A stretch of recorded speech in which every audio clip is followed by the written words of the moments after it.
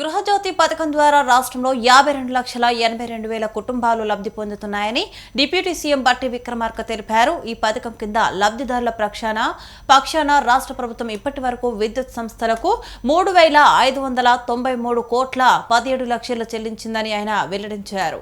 శాసన మండలిలో సభ్యురాలు విజయశాంతి అడిగిన ప్రశ్నకు సమాధానంగా డిప్యూటీ సీఎం వివరణ ఇచ్చారు. గృహజ్యోతి పథకం ద్వారా ప్రతి కుటుంబానికి నెలకు 200 యూనిట్ల వరకు ఉచితంగా విద్యుత్ సరఫరా చేస్తున్నామని తెలిపారు. గత ప్రభుత్వం డిసెంబర్ 2023 నాటికి 40,154 కోట్ల రూపాయలు వివిధ రకాల బిల్లులు పెండింగ్ పెట్టి ఈ ప్రభుత్వానికి అందించింది.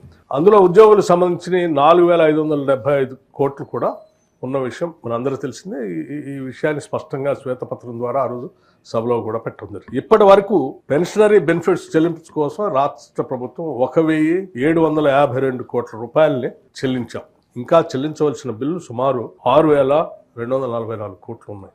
వీటిని సాధ్యమైన త్వరగా ప్రాధాన్యత క్రమంలో చెల్లిస్తూ ముందుకు పోతా ఉంది. ఈ క్రమంలో చెల్లించడానికి ప్రతి నెల చెల్లించాల్సినటువంటి భారంతో పాటు అదనంగా గతంలో పెండింగ్ పెట్టిపోయినటువంటి బిల్లుల్ని ప్రతి నెల ఇబ్బంది లేకుండా in addition to the existing ప్రతి నెల ఇచ్చే దాంతో పాటు 700 కోట్ల రూపాయలు అదనంగా ఉద్యోగుల కోసం ప్రతి నెల రిలీజ్ చేసుకుంటూ పోతా ఉన్నాం.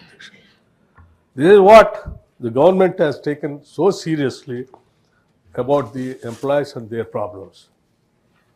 వారు చెప్పిన ఈఎంఐస్ ప్రాబ్లమ్స్ కూడా 14, 15 తారీఖులకి 16, 17 తారీఖులకి జీతాలు ఇస్తూ ఉన్నటువంటి క్రమంలో ఇతర దేశాల్లో చదువుకున్నటువంటి విద్యార్థులకు సంబంధించి ఈఎంఐ కట్టాల్సినప్పుడు వీళ్ళు కట్టలేక అది బ్యాడ్ అకౌంట్ అయిపోయి ఆ డ్యూస్ పెరిగిపోయి ఆ క్రెడిట్ కార్డుని వ్యాలిడ్ చేయకుండా వదిలేయటం వల్ల వాళ్ళు ఆడ కట్టలేక వాళ్ళు రోడ్డు మీద ఇబ్బంది పడతా ఉన్నారు. ఇక్కడ కార్ లోన్ కానీ ఇళ్ల లోన్ కానీ లేకపోతే ఇతర హోమ్ లోన్స్ తీసుకుంటే మొదటి వారంలో కట్టాల్సిన ఈఎంఐలు కట్టకపోవటం వల్ల అది బ్యాడ్ అకౌంట్గా మారిపోయి దాని రేట్ ఆఫ్ ఇంట్రెస్ట్ పెరుగుతూ ఉంది. తర్వాత కొన్ని చోట్ల అయితే అది క్యాన్సిల్ కూడా చేసి వాళ్ళ మీద భారం కూడా ఇస్తూ ఉన్నారు. అప్పుడు తప్పనిసరి పరిస్థితుల్లో బయటికి పోయి మనీ లెండర్స్ ఏర్పై అదనపు వడ్డీతో డబ్బులు తీసుకొచ్చి ఆ ఈఎంఐలు కట్టాల్సిన పరిస్థితి ఏర్పడింది. ఆ విషియస్ సర్కిల్లోంచి బయటపడేయటం కోసం మేము రాగానే ముందుగా ఆలోచన చేసి వీళ్ళందరికీ టెన్షన్గా జీతాలు ఇవ్వకపోతే ఈ సమస్యలన్నీ ఉత్పన్నమై అంతిమంగా అన్రెస్ట్గా దారితీస్తుంది. మొదటి తారీఖు నాడే ఎట్టి పరిస్థితుల్లో ఎన్ని ఇబ్బందులున్నా ఈ రాష్ట్రంలో ఉన్నటువంటి ఉద్యోగులందరికీ కూడా మొదటి తారీఖు నాడే జీతాలు ఇవ్వాలనేటువంటి విధానపరమైన నిర్ణయం తీసుకొని ఈ ప్రభుత్వం అమలు చేస్తూ ముందుకు పోతుంది. నిన్న మొదటి తారీఖు నాడు జనవరి 1 తారీఖు నాడు వాళ్ళ జీతాలు కూడా వాళ్ళందరికీ ఇవ్వటం జరిగింది. అధ్యక్ష మెడికల్ బిల్స్ సంబంధించి కొన్ని సంవత్సరాలుగా పెండింగ్ ఉన్నాయి బిల్స్ అని. అసలు మెడికల్ బిల్స్ అనేది పెండింగ్ పెట్టడం అనేది అంత ఇన్హ్యూమన్ అధ్యక్ష. ఎన్ని ఇబ్బందులు ఉండి హాస్పిటల్ పోయి వైద్యం చేయించుకుని వచ్చిన తర్వాత బిల్లులు కట్టలేక వాళ్ళు ఇబ్బంది పడుతున్నారంటే come what may let us clear all the pending bills of medical bills అని.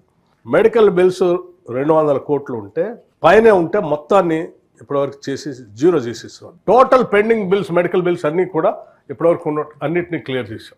No employee need not to bother about their medical bills.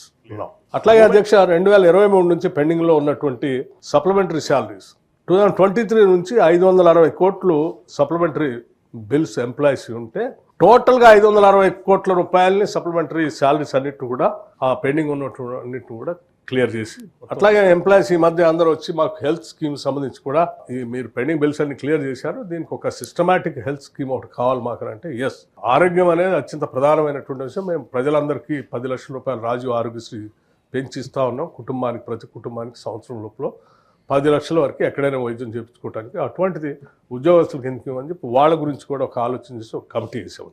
ఆ కమిటీ ఉద్యోగ సంఘాల నాయకుల్ని చీఫ్ సెక్రటరీని ఆధ్వర్యంలో కమిటీ వేసి you SIT and design your scheme and let us implement it.